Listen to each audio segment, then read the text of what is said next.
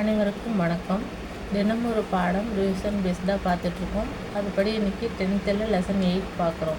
தேசியம், காந்திய காலகட்டம். இந்த பாடம் கொஞ்சம் பெரிய பாடம், அதனால் ஒரே வீடியோவாக ரிவிஷன் பண்ணுறது கஷ்டம். நான் ஒரு ஆஃப் அன் ஹவர் வீடியோவாக 2 வீடியோவாக பார்ட் 1 கொடுக்குறேன். என்ன சொல்லியிருப்பாங்கன்னா, காந்திய காலகட்டம் தானே இதில் பார்க்க போகிறோம். காந்தி 1915 ஜனவரி 9 இந்தியாவுக்கு வந்திருப்பார் தென்னாப்பிரிக்காவிலேருந்து. 1915 ஜனவரி 9 வந்தார் இல்லையா, அந்த ஜனவரி 9 தான் என்ஆர்ஐ டேன்னு சொல்லியிருப்பாங்க. என்ஆர்ஐ அப்படின்னா நான் ரெசிடென்ட் ஆஃப் இந்தியா. அவர் அங்கே தென்னாப்பிரிக்காவில் எதை ஃபாலோ பண்ணியிருப்பார்னா சத்தியாகிரகம். அதை தான் அடுத்து இந்தியாவுக்கும் பண்ணுவார். இந்த ரைட் சைடில் என்ன கொடுத்துருப்பாங்க அப்படின்னா, காந்தி எங்கே பிறந்தார் அப்படிங்கிற டீட்டெயிலாக இருக்கும். போர்பந்தர், குஜராத்து. பிறந்த வருஷம் 1869 அக்டோபர் 2, எல்லாருக்குமே தெரியும். அவங்க அப்பா காபா காந்தி, அம்மா புத்லிபாய். இப்போது அவர் 1882 இங்கிலாந்துக்கு லா படிக்கிறதுக்காக போவார். 1891 லா முடிச்சுட்டு திரும்பி வருவார். 1891 ஜூனில் திரும்பி வருவார். திரும்பி இந்தியாவுக்கு பம்பாயில் நல்ல வழக்கறிஞராக வேலை பார்க்கலாம் அப்படின்னு நினச்சிருப்பார். ஆனால் அவரோட முயற்சி தோல்வி அடைஞ்சிருக்கும். அந்த நேரத்தில் என்ன பண்ணுவாங்கன்னா, தென்னாப்பிரிக்காவில் இருந்த குஜராத் நிறுவனம் காந்தியை இங்கே கொஞ்சம் எங்களுக்கு ஹெல்ப் பண்ணுங்கன்னு கேட்டிருப்பாங்க. அப்போது ஓகே, நல்ல சான்ஸ்ன்னு சொல்லிட்டு காந்தி கிளம்பிடுவார். எப்போன்னா 1893 ஏப்ரல் தென்னாப்பிரிக்காவில் காந்தி போவார். இந்த 1893 3 ஈவெண்ட் நடந்திருக்கும். ஒன்று, விவேகானந்தர் சிகாகோ மாநாடு எப்போ 1893. அடுத்து அன்னி இந்தியா வர்றது 1893. காந்தி தென்னாப்பிரிக்கா போகிறது 1893 ஏப்ரல். இப்போ காந்தி எப்போ படிக்கிறதுக்கு பாரிஸ்ட் பட்டம் படிக்க போனது 1888. அங்கேருந்து திருப்பி இந்தியா வந்தது 1891 ஜூன். திருப்பி இந்தியாவிலேருந்து தென்னாப்பிரிக்கா போகிறது 1893. இப்போ 4 வருஷம் பார்த்துருக்கோம். எப்போ அவர் பிறந்தது 1869, படிக்க போனது 1888, திரும்பி வந்தது 1891 ஜூன், திரும்பி தென்னாப்பிரிக்காவுக்கு போகிறது 1893 ஏப்ரல். சரியா? இப்போது போயிட்டுருக்கும்போது என்ன நடக்கும்னா, அவர் ஒரு இனவெறியை அங்கே சந்திப்பார். எப்படின்னா, டர்பன்லேருந்து பிரிட்டோரியாவுக்கு ட்ரெயினில் போயிட்டுருப்பார். அது ஃபஸ்ட் கிளாஸ். அங்கே பீட்டர்ஸ்பர்க் அப்படிங்கிற ரயில் நிலையத்தில் அவர் இறக்கி விடப்பட்டுருவார். ஏன்னா இந்தியர்கள் ஃபஸ்ட் கிளாஸில் எல்லாம் பயணிக்கக்கூடாது அப்படிங்கிற மாதிரி அவங்க சொல்லியிருப்பாங்க. அப்போ தான் தெரியும் காந்திக்கு, அப்போ தென்னாப்பிரிக்காவில் இந்தியர்கள் ரொம்பவே மோசமான நிலையில் நடத்தப்படுறாங்க அப்படின்ட்டு. அப்போ அங்கே இருந்த தென்னாப்பிரிக்காவில் இருந்த இந்தியர்களுக்காக காந்தி போராட ஆரம்பிப்பார். ஃபஸ்ட்டு என்ன ஆகும்னாக்கா, அங்கே இருந்த மக்கள் தலைவரியாக 3 பவுண்டு கொடுக்கணும்னு சொல்லியிருப்பாங்க. அங்கே நிலத்தை சொந்தமாக இப்போ வாங்கிக்கிறோம்ல, வீடு அந்த மாதிரிலாம் வாங்க முடியாது. அப்புறம் நைட்டு 9 மணிக்கு மேலே வெளில போகக்கூடாது. யார்? இந்தியர்கள். இதெல்லாம் ரொம்ப கொடுமையாக இருக்கும். அதுக்காக எதிர்த்து காந்தி போராட்டம் பண்ணியிருப்பார். காந்தியோட முதல் சத்தியாகிரகம் எங்கன்னா தென்னாப்பிரிக்காவில் தான். இவங்க போராட்டம் பண்ணினதுனால காந்தி ஒப்பந்தத்தின்படி இந்த தலைவரி 3 வரி கொடுக்குறாங்களா, 3 பவுண்டு, அது ரத்து செய்யப்பட்டிருக்கும் அப்படின்னு ரைட் சைடில் கொடுத்துருப்பாங்க. அவ்வளோதான். அடுத்து இதுக்கு கீழே என்னென்னா, ஒரு காந்தி இன்ஸ்பயர் ஆன 3 பேரை பற்றி கொடுத்துருப்பாங்க. யாருன்னா, டால்ஸ்டாய், ஜான் ரஸ்கின், தாரோ. அப்போ 3 பேரால் அவர் இன்ஸ்பயர் ஆகிருப்பார். அந்த 3 பேரும் 3 புக்கு எழுதியிருப்பாங்க. அந்த புக்கை படித்து தான் அவர் இன்ஸ்பயர் ஆவார். டால்ஸ்டாயோட புக்கு எது அப்படின்னா, the kingdom of God is within you அப்படிங்கிறது. காடு டால்னு ஞாபகம் வச்சுட்டாங்க. அடுத்து அண்டு தி லாஸ்ட் அப்படிங்கிறது ஜான் ரஸ்கினோட புக்கு. அடுத்து சட்டமறுப்பு அப்படின்னா சிவில் டிசோபீடியன் தாரோட புக்கு. தாரா டிசோபீடியன்டான கேர்ள்னு ஞாபகம் வச்சுக்காங்க. இது இல்லாமல் ரஸ்கின் அவங்களால ஈர்க்கப்பட்டு காந்தி 2 விஷயம் செஞ்சுருப்பாங்க. என்னென்னா, 1905 ஃபீனிக்ஸ் குடியிருப்பு ஏற்படுத்தியிருப்பார். அப்புறம் 1910 டால்ஸ்டாய் பண்ணையை நிறுவியிருப்பார். 10 பண்ணை, 5 ஃபீனிக்ஸ் குடியிருப்பு. அவ்வளோதான். அடுத்து இந்த பக்கம் என்னன்னாக்கா, அதாவது என்ன கடைசியாக என்ன செய்வாங்க, சத்தியாகிரக போராட்டத்துக்கு அப்புறம் அந்த ஸ்மெட்ஸ் காந்தி ஒப்பந்தத்தின்படி இந்த இந்தியர்களுக்கான 3 பவுண்டு தலைவரி கேன்சல் பண்ணப்பட்டிருக்கும். அவ்வளோதான். அது சக்ஸஸ் ஆகிடுச்சு. அடுத்து இந்தியாவுக்கு காந்தி வராங்க. காந்தியோட சத்தியாகிரகம் ஸ்டார்ட் பண்ணதை பற்றி இதுலேருந்து கொடுத்துருப்பாங்க. என்னென்னா, ஆல்ரெடி 3 பேரால் அவர் இன்ஸ்பயர் ஆனான்னு பார்த்தோம். இங்கே இந்தியாவில்னு பார்த்தாக்கா கோபாலகிருஷ்ண கோகலே தான் அவரோட அரசியல் குருவாக இருந்திருப்பார். அவரோட வழிகாட்டுதல் படி தான் அடுத்தடுத்த விஷயங்கள் காந்தி செஞ்சுருப்பார். அது இல்லாமல் இதில் ஒரு எக்ஸ்ட்ரா இன்ஃபர்மேஷன் இருக்கும். என்னென்னா, தமிழ்நாட்டுக்கு தான் காந்தி வேட்டி கட்டுற பழக்கத்தை ஏற்படுத்தினார். ஏன் அப்படின்னு பார்த்தா, தமிழ்நாட்டில் மதுரை மாவட்டத்தில் இருந்த மக்கள் உடுத்துறதுக்கு நல்ல ஆடைகள் கூட இல்லை, நான் மட்டும் எப்படி கோட் ஷூட் போட்டுட்டு இருக்க முடியும், அப்போ மக்கள் இவ்வளோ கஷ்டப்படுறாங்களா, அப்போ இனிமேல் நானும் இந்த மாதிரி வேஷ்டியை கட்டுறேன்னு சொல்லி அதுலேருந்து வேஷ்டி கட்ட ஆரம்பிச்சிருப்பார். அதை தான் அரையாடை பக்கரின்னு சொல்லி சர்ச்சில் அவரை கிண்டல் பண்ணி பேசியிருப்பார். அதுவும் அப்படி கிண்டல் பண்ணது யாருன்னு கேட்பாங்க, சர்ச்சில். அடுத்து சம்பரான் சத்தியாகிரகம் 1917. இதில் வருஷம் இல்லை, நான் சொல்கிறேன். அப்புறம் கேதா, அகமதாபாத் மில், இது ரெண்டுமே 1918 நடந்திருக்கும். சம்பரான் இருக்கிறது பீகார்.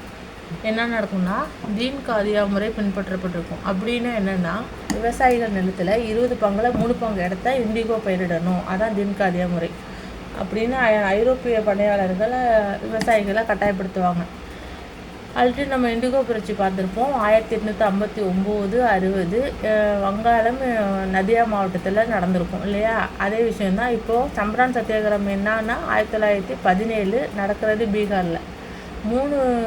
20 பங்கில் 3 பங்குக்கு இண்டிகோவை பயிரிடணும்னு கட்டாயப்படுத்தப்பட்டிருப்பாங்க. அதனால தான் இந்த போராட்டம் நடக்கும். ஆனால் அந்த இது கடைசியில் என்னன்னா தீன்காதிய முறையை சத்தியாகிரக முறையில் ஒத்துழையாமை இயக்கத்தை நடத்தி காந்தி ஜெயிச்சிருவார்.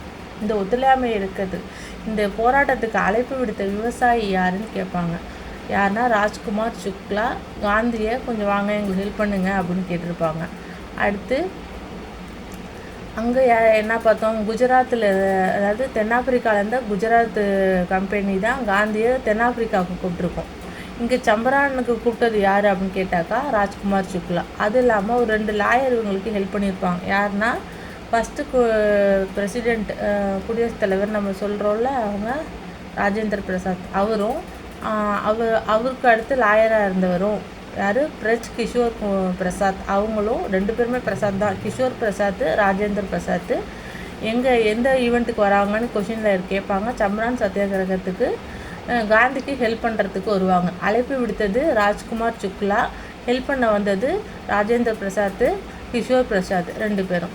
அப்புறம் இந்த முறையை ரத்து செஞ்சிருவாங்க, காந்திக்கு வெற்றி கிடைச்சிடும். அடுத்து இல்லாமல் 1918 2 போராட்டம் நடந்திருக்கும். ஒன்று அகமதாபாத் மில் வேலை நிறுத்தம், இன்னொன்று கேதா சத்தியாகிரகம் நடந்திருக்கும். இது ரெண்டுமே குஜராத் தான். இது அகமதாபாத்தும் குஜராத் தான், கேதாவும் குஜராத் தான். இந்த 3 போராட்டமும் காந்தியை ஒரு மக்கள் தலைவராக எல்லாத்தையும் காமிச்சிடும். என்ன காரணம் அப்படின்னா, இது வரைக்கும் போராட்டம் நடந்ததுன்னா தனித்தனியாக நடந்திருக்கும். எப்படின்னா விவசாயிகள் போராட்டம் விவசாயிகள் தனியாக, அப்புறம் பழங்குடியினர் தனியாக, தொழிலாளர்கள் தனியாக, அப்படி தனித்தனியாக செஞ்சுருப்பாங்க. ஆனால் காந்தி வந்ததுக்கு அப்புறம் தான் எல்லாரையும் ஒன்று திரட்டி ஒரு பெரிய போராட்டமாக அவர் பண்ண ஆரம்பிப்பார். முக்கியமாக நான் வயலன்ஸு. அதனால தான் அவர் ஜெயிக்கவும் செஞ்சுருப்பார். இந்தியாவுக்கு சுதந்திரம் கிடைச்சதில் அதுவும் ஒரு பெரிய விஷயமாக பார்க்கப்பட்டுச்சு.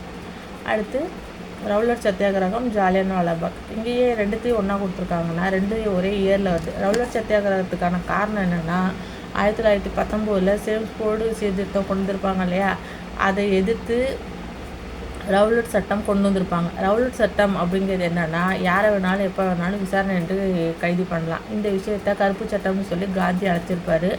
ரவுலட் சட்டம் கருப்பு சட்டம் என்று அழைக்கப்பட்டது இருந்தால் ரவுலட் சட்டம். வருஷம் என்னென்னா 1919 ஏப்ரல் 6. இதை கருப்பு சட்டம் என்று அழைத்தவர் காந்தி. அவ்வளோதான். அடுத்து என்னன்னாக்கா ஜாலியன் வாலாபாக் படுகொலை. அது என்ன, அதுவும் ஒரே வருஷம்தான். எப்போனாக்கா 1919 ஏப்ரல் 13 இது நடந்திருக்கும். ஜாலியன் வாலாபாக் படுகொலை இங்கே பாருங்கள், 1919 ஏப்ரல் 13. என்னென்னா பஞ்சாபில் பைசாகி டே கொண்டாடுவாங்க. அதாவது சீக்கியர்கள் விவசாயிகளோட அறுவடை திருநாள். இப்போ எப்படி நம்ம இந்தியாவில் தமிழ்நாட்டில் கொண்டாடுறோம், அது மாதிரி தைப்பொங்கல் மாதிரி அங்கே பைசாகி திருநாள். அந்த கொண்டாடுறதுக்கும் இந்த கூட்டம் கூடியிருக்கும். ஆல்ரெடி இந்த ரவுலட் சட்டத்தை எதிர்த்து ஒரு போராட்டம் நடந்துகிட்ருக்கோம். இவங்க ஒரு கூட்டமாக வேறு அந்த இடத்துல இருப்பாங்க. அதை 2த்தையும் செஞ்சு அந்த நேரத்தில் எல்லாரும் ஒரே கூட்டமாக செஞ்சுட்டாங்களா, இதை ஆங்கிலேயர்கள் எதிர்ப்பாங்க. இந்த இடத்துக்கு அந்த நேரத்துக்கு கவர்னராக இருந்தது யாருன்னா ஜெனரல் ரெஜினால்ட் டயர். அவர் தான் ஷூட் பண்ண ஆர்டர் கொடுப்பாரு. ஆனால் ஷூட் பண்ணது யாருன்னு கேட்டால் டயர். இதுவும் கூட்டு காரணத்தில் கேட்பாங்க. கிட்டத்தட்ட 1000 பேர் மேலே செத்து போயிருப்பாங்க. ஆனால் இந்த புக்கில் 379 பேர் தான் கொடுத்துருப்பாங்க. இதை எதிர்த்து, அதாவது இந்த ரவுலட் சத்தியாகிரகத்தை எடுத்து 2 பேர் ஒரு பட்டத்தை திருப்பி கொடுத்துருப்பாங்க. யாருன்னா ரவீந்திரநாத் தாகூர் அவரோட நைட்வுட் பட்டத்தையும், காந்தி அவரோட கேசரி ஹிந்து பட்டத்தையும் திரும்ப கொடுத்துருப்பார். அதுக்கப்புறம் 1920 டிசம்பர் மாதம் இது கிலாபாத் இயக்கத்தோட கண்டினியூஷன். அடுத்து கிலாபாத் இயக்கம் ஸ்டார்ட் ஆகும் எப்போ அப்படின்னாக்கா 1918 உலகப்போர், முதலாம் உலகப்போர் முடிவுக்கு வந்திருக்கும். 1914 1918 வரைக்கும் நடந்திருக்கும். அதில் துருக்கி தோற்றுரும். அப்போ அவங்க துருக்கி கலீபா ரொம்ப ஆமதிக்கப்படுவார். இதை எதிர்த்து கிலாபாத் இயக்கத்தை மௌலானா முகமது அலி மற்றும் மௌலானா சவுகத் அலி 2 பேரும் ஸ்டார்ட் பண்ணுவாங்க. காந்தியை தலைமை தாங்க கூப்பிடுவாங்க. 1919 டெல்லியில் நடந்த கிலாபாத் மாநாட்டிற்கு காந்தி தலைமை வகிப்பார். சரி, கிலாபாத் மூமெண்ட்டை தொடங்கலாம் அப்படிங்கிற மாதிரி, அது ஒரு ஒத்துழையாமை இயக்கமாக தொடங்கலாம் அப்படின்னு சொல்லி காந்தி முடிவு பண்ணிடுவார். ஒத்துழையாமை இயக்கம் எப்போ ஸ்டார்ட் ஆகுதுன்னு கேட்டாக்கா 1920 ஆகஸ்ட்டில் தொடங்கிடும். ஒத்துழையாமை இயக்கம் ஸ்டார்ட் பண்ணது இது, அதாவது அவங்கள ஒத்துழைக்கக்கூடாது அப்படிங்கிற மாதிரி 1920 ஆகஸ்ட்டு இதில் ஸ்டார்ட் ஆகும். அடுத்து ஒத்துழையாமை இயக்கமும் அதன் வீழ்ச்சியும் என்ன ஆகும்னா 1920 செப்டம்பர் மாதம் கல்கத்தாவில் சிறப்பு கூட்டம் நடைபெறும். அதாவது ஸ்பெஷல் செஷன். எப்போவுமே நார்மல் செஷன் டிசம்பரில் தான் நடக்கும். ஸ்பெஷல் செஷன் செப்டம்பரில் நடந்திருக்கும். அந்த கூட்டத்தில் இது ஒத்துழையாமை இயக்கம் கொண்டு வரலாம் அப்படிங்கிற மாதிரி தீர்மானத்தை பர்மிஷன் அப்ரூவ் பண்ணியிருப்பாங்க. சரி, ஓகே, இது இப்போ தொடங்கலாம் அப்படின்னு பர்மிஷன் கொடுத்துருப்பாங்க. எப்போ அஃபிஷியலாக தொடங்குவாங்கன்னு கேட்டால் 1920 டிசம்பர் மாதம் நார்மல் செஷன் நடக்கும். எங்கன்னா நாக்பூரில் நடக்கும். அதுக்கு ஹெட்டாக இருந்தவர் யாருன்னா சேலம் விஜயராகவாச்சாரியா. நார்மல் செஷன் எங்கே? டிசம்பரு, நாக்பூர். தலைமை தாங்கினது விஜயராகவாச்சாரியா. ஸ்பெஷல் செஷன் எப்போ நடந்திருக்கும்? 1920 கல்கத்தாவில். அதில் என்ன செய்யிருப்பாங்க? ஒத்துழையாமை இயக்கத்தை தொடங்கலாங்கிற மாதிரி பர்மிஷன் வாங்கியிருப்பாங்க. அவ்வளோதான். ஒத்துழையாமை இயக்கம் என்ன அப்படின்னா, அதில் இருக்க என்னென்ன சொல்லியிருப்பாங்கன்னா, பட்டங்கள் மரியாதையை திருப்பி கொடுக்கணும், அப்புறம் அரசின் செயல்பாடுகளை ஒத்துழைக்கக்கூடாது, நீதிமன்ற வழக்கறிஞர்கள், அதாவது வழக்கறிஞர் இருக்காங்கல்ல இந்தியர்கள், அவங்க போய் வழக்காடக்கூடாது, அப்புறம் அரசு பள்ளிகளை புறக்கணிக்கணும், 1919 சட்டம், அதான் அந்த மாண்டை செயல்போடு சட்டத்தின் கீழ் உருவாக்கப்பட்ட சட்டப்பேரவைகளை புறக்கணிக்கணும். அடுத்து அரசு நிகழ்ச்சிகள் இதர விழாக்கள் பங்கேற்கக்கூடாது. முக்கியமாக சிவில் சர்வீஸ் எக்ஸாமை தவிர்க்கணும். அப்புறம் அந்நிய பொருட்களை வாங்கக்கூடாது, சுதேசி பொருட்களை தான் யூஸ் பண்ணணும், அதாவது சொந்த நாட்டு பொருட்களை அப்படின்னு சொல்லியிருப்பாங்க. ஒத்துழையாமை இயக்கத்துக்கான விஷயம். கிலாபாத் இயக்கம் எப்போ அப்படின்னு கேட்டாக்கா 1919 நவம்பர். யார் ஸ்டார்ட் பண்ணான்னு கேட்டாக்கா முகமது அலி, சவுகத் அலி. அதுக்கு காந்தி தலைமை தாங்கினது எப்போ அப்படின்னாக்கா டெல்லியில் நடந்த மாநாட்டிற்கு. அதுக்கு தொடர்ந்து தான் என்ன வருது? ஒத்துழையாமை இயக்கம் வருது. ஒத்துழையாமை இயக்கம் ஸ்டார்ட் பண்ணலாம் அப்படின்னு சொல்கிறது எப்படின்னா கல்கத்தாவில் நடந்த ஸ்பெஷல் செஷனில் பர்மிஷன் கொடுத்துட்றாங்க. எப்போ ஸ்டார்ட் பண்ணுறாங்கன்னு கேட்டாக்கா டிசம்பரில் நடந்த நாக்பூர் கூட்டத்தில் செஷனில் பர்மிஷன் அப்ரூவ் ஆகிடுது. அதுக்கு என்னென்ன கூற்றுகள் இருக்குங்கிறத ஒரு 4-8 கொடுத்துருக்காங்க. அடுத்து வரிகொடா இயக்கம் மற்றும் சௌரி சௌரா சம்பவம். வரிகொடா இயக்கம் அப்படி என்னன்னாக்கா, அங்கே பர்தோலியில் வரிகொடா இயக்கத்துக்கு காந்தியடிகள் அறிவித்தார். அதாவது வரி கொடுக்காதீங்க கேட்டாக்கா அப்படிங்கிறத சொல்லியிருப்பார். எப்படின்னா வரிகொடா இயக்கம் 1922 பிப்ரவரி, சௌரி சௌராவும் 1922 பிப்ரவரி 5 நடந்திருக்கும். என்னென்னா உத்தரப்பிரதேச மாவட்டம் கோரக்பூரில் சௌரி சௌரான்னு ஒரு கிராமம் இருக்கும். அந்த கிராமத்தில் ஒரு 22 போலீஸ் ஸ்டேஷன்லேயே வச்சு கொளுத்தி விட்ருவாங்க. ஒத்துழையாமை இயக்கம் என்ன, நான் வைலன்ஸாக போக வேண்டியது, அதை வைலண்ட்டாக பிஹேவ் பண்ணதுனால காந்தி என்ன செஞ்சிருவார்? ஒத்துழையாமை இயக்கத்தை ஸ்டாப் பண்ணிடுவார். அதுக்கப்புறம் சுயராஜ்ய கட்சி வரும். இதனால் இப்போ எப்படி சூரத் பிளவில் மிதவாதிகள் தீவிர தேசியவாதிகள் 2ஆக பிரிஞ்சாங்க இல்லையா, அது மாதிரி காந்தி இப்படி செஞ்சது சில பேர் ஏற்றுக்குவாங்க. அந்த ஒத்துழையாமை இயக்கத்தை திரும்ப வாங்கினது. சில பேர் அதை அக்செப்ட் பண்ணிக்க மாட்டாங்க. இதெல்லாம் ஒரு ரீசன்னு திரும்ப வாங்குறீங்களே அப்படின்ட்டு. அப்போ 2 பேர் பிரிவாங்க. என்னன்னா மாற்றத்தை விரும்புவோர், மாற்றத்தை விரும்பாதவோர் அப்படின்னு. மாற்றத்தை விரும்புவோர் யாருன்னு கேட்டாங்கன்னா சிஆர் தாஸ், மோத்திலால் நேரு. மாற்றத்தை நாங்கள் எதுவும் விரும்பலை, நாங்கள் காந்தியை ஃபாலோ பண்ணுறோம் அப்படின்னு சொல்லி 2 பேர் இருப்பாங்க. அவங்க 2 பேரும் நிறைய பேர், அதில் 2 பேர் இங்கே கொடுத்துருக்காங்க. யாருன்னா வல்லபாய் பட்டேல், சி ராஜாஜி. இங்கே சுயராஜ்ய கட்சியை, அதாவது மாற்றம் எங்களுக்கு தேவைப்படுது அப்படின்னு சொல்லி தான் இவங்க ஒரு கட்சியை ஆரம்பிப்பாங்க.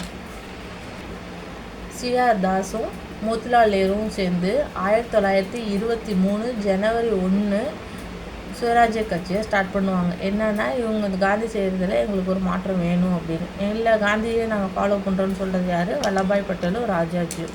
இதில் என்ன நடக்கும்னா 1925 சிஆர் தாஸ் இறந்துருவார். அதுக்கப்புறம் அவர் ஆரம்பித்த சுயராஜ்ய கட்சியும் இல்லாமல் போயிடும். 23 ஸ்டார்ட் பண்ணி 25 முடிஞ்சிடும். ஒரு பாக்ஸ் கொஸ்டின் கொடுத்துருப்பாங்க, அது எக்ஸ்ட்ரா இன்ஃபர்மேஷன் தான். என்னென்னா 1919 இரட்டையாட்சி என்பது அறிமுகம் செய்யப்பட்டது. எங்கள் மாகாணத்தில் இரட்டையாட்சி கொண்டு வந்திருப்பாங்க. அது கேன்சல் பண்ணது எப்போன்னு பார்த்தா 1935 அந்த இந்திய அரசு சட்டம் வந்திருக்கும்ல, அது மாகாணத்தில் சுயாட்சியை கொண்டு வந்திருக்கும். மாகாணத்தில் இரட்டையாட்சி கொண்டு வந்தது 1919, அது கேன்சல் பண்ணது 1935 இந்திய அரசு சட்டம். அவ்வளோதான். அடுத்து காந்தியடிகளின் ஆக்கப்பூர்வ திட்டம் என்னென்னா, தீண்டாமை ஒழிப்பு இருக்கணும், இந்து முஸ்லீம் ஒற்றுமை பண்ணணும், உங்கள் மாவட்டத்துக்கு சென்று கதரை ஃபாலோ பண்ணுங்கள், அது மாதிரி நிறையா விஷயங்கள் காந்தி சொல்லியிருப்பார். இதில் அகில இந்திய நெசவாளர் அமைப்பு உருவாக்கப்பட்டிருக்கும். இந்த நெசவாளர் அமைப்புங்கிறதுனால எக்ஸ்ட்ரா இன்ஃபர்மேஷன் சொல்கிறேன். ஆகஸ்ட் 7 தேசிய கைத்தறி தினம் அப்படின்னு கொடுக்கும். இந்த டேட்டு கொஷின் கொடுக்கும்போது இந்த கொஷின் கேட்க வாய்ப்பு இருக்குது. எப்போ தேசிய கைத்தறி தினம் என்னைக்குன்னா ஆகஸ்ட் 7, அந்த நெசவாளர்கள் இல்லையா, அதான். அடுத்து சைமன் குழு எப்போ வருதுன்னா 1927 நவம்பர். அதில் இந்தியர்கள் யாரும் இடம்பெறலை, அதனால் அதை இந்தியர்கள் எதிர்ப்பாங்க, வேறு ஒன்றும் இல்லை. அதில் ஒருவர் கூட உறுப்பினராக இந்தியர் இருக்க மாட்டாங்க, அதனால் இதை எதிர்ப்பாங்க. காங்கிரஸும் எதிர்க்கும், முஸ்லீம் லீக்கும் எதிர்க்கும். சைமனே திரும்பி கோ பேக் சைமன் சொல்லுவாங்க. அந்த நேரத்தில் ஒரு போராட்டம் நடக்கும் பஞ்சாபில். அப்போ லாலா லஜபதி ராய் அடிபட்டுருவார். இந்த போலீஸ் வச்சுருப்பாங்கள்ல, லத்தியால் அடிபட்டு அவர் ரொம்ப மோசமாக உடல்நிலை சரியில்லாமல் போய் உயிரிழந்துருவார். இதுக்கப்புறம் தான் இவங்கள அடித்ததுனால அடுத்து ஒரு போராட்டம் பண்ணுவாங்க. அடுத்து நேரு இருக்கை யாருன்னாக்கா 1928 மோதிலால் நேரு. நல்லா ஞாபகம் வச்சுக்காங்க, அவ்வளோதான். நேரு இருக்கைனாலே மோதிலால் நேரு, வருஷம் 1928. அடுத்து ஜின்னாவை பற்றி 2 விஷயம் கொடுத்துருப்பாங்க. முஸ்லீம் லீக்கு ஜின்னா ஒற்றுமையின், இந்து முஸ்லீம் ஒற்றுமையின் தூதர் யாருன்னு கேட்பாங்க. ஜின்னா அப்படி சொன்னது யாருன்னு கேட்டாக்கா சரோஜினி நாயுடு. அவ்வளோதான். அடுத்து முழுமையான சுயராஜ்யத்துக்கான போராட்டம் மற்றும் சட்டமறுப்பு இயக்கம் தொடங்கும். எப்படின்னாக்கா 1929 டிசம்பர் மாதம் லாகூரில் ஜவஹர்லால் நேரு தலைமையில் ஐஎன்டி செஷன் நடக்கும். அப்போ என்ன பண்ணுவாங்கன்னா 1930 ஜனவரி 26 சுதந்திர நாளாக அறிவிக்கப்படும். அப்போ தானே ராவி நதிக்கரையில் நேரு சுதந்திர கொடி ஏற்றிருப்பார் அப்படின்னு ஒரு +1 படிப்போம். 1929 ஐஎன்சி செஷனுக்கு ஹெட்டு யாருன்னு கேட்டால் ஜவஹர்லால் நேரு. எங்கே நடந்துச்சு? லாகூர். சுதந்திர தினமாக அறிவிக்கப்பட்டது எப்படின்னு கேட்பாங்க, அது புக் பேக் கொஸ்டின். 1930 ஜனவரி 26. இந்த ஜனவரி 26 தான் 1950 குடியரசு தினமாக ஞாபகமாக இருக்கணுங்கிறதுக்காக கொண்டாடியிருப்பாங்க.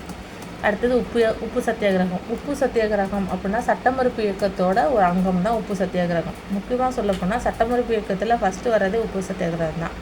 சட்டமறுப்பு இயக்கம்னா 1930 வருஷம் எங்கேருந்து ஸ்டார்ட் ஆகுது? உப்பு சத்தியாகிரகத்துலேருந்து ஸ்டார்ட் ஆகுது. எப்போன்னா மார்ச் 12 ஒரு 78 வாலண்டரிஸ்டோட சமர்பதி ஆசிரமத்திலேருந்து தண்டி வரைக்கும் காந்தி நடைபயணம் மேற்கொண்டிருப்பார். என்னென்னா உப்புக்கு நாங்கள் வரி விதிக்க மாட்டோம் அப்படின்னு சொல்லி. மொத்தம் எத்தனை நாள்னு பார்த்தா 24 நாள், 241 மைலு.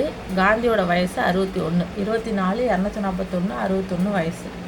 எப்போ வரைக்கும்னா மார்ச் 12லேருந்து ஏப்ரல் 5 வரைக்கும் நடந்திருப்பார். அடுத்த நாள் ஏப்ரல் 6ஆம் நாள் அந்த சட்டத்தை மீறி உப்பு எடுத்திருப்பாங்க. அடுத்து மாகாணங்களில் உப்பு சத்தியாகிரகம் அப்படின்னாக்கா அதாவது மாநிலங்களில், மாகாணங்கிறது மாநிலம் தானே.